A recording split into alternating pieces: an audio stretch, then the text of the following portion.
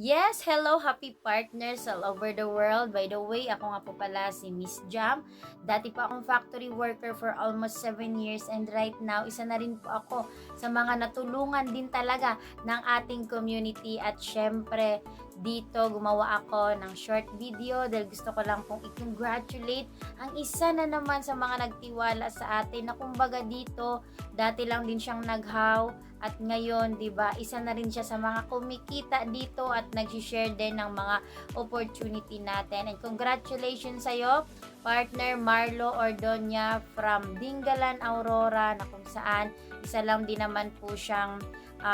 assistant or helper sa isang tracking services at syempre, 'di ba, sobrang hirap ng trabaho niya kasi maghapon, 'di ba,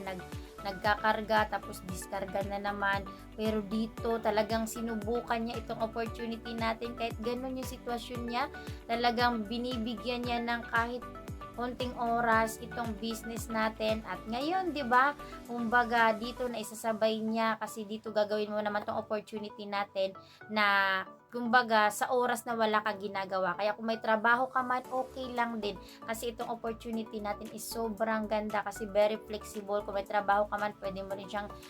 gawin at ngayon kumita po siya ng worth 6,800, 'di ba, part-time income niya po na hindi niya akalain na magkakaroon siya ng ganong income. Kaya sa lahat ng mga empleyado dyan na matagal ka na rin talagang nagtatrabaho at wala pa rin nangyaring pagbabago, ito na yung best opportunity na pwede naming ma-share din sa'yo kasi pwede mo to gawin as part-time. Kung makakapag-decide ka, pwede ka rin mag full-time. And wag na wag kang matatakot na sumubok sa mga opportunity na dumarating sa'yo kasi hindi mo alam sa kakasubok mo, dyan ka magiging successful. And see you in my inbox kung interesado ka din na magkaroon ng extra income habang may work ka or nasa bahay ka man, para kumbaga ito, dagdag mo na rin na income. And syempre, direct message mo ako para mag-guide din kita and matulungan din kita kung paano mo din ito gagawin. See you in my inbox.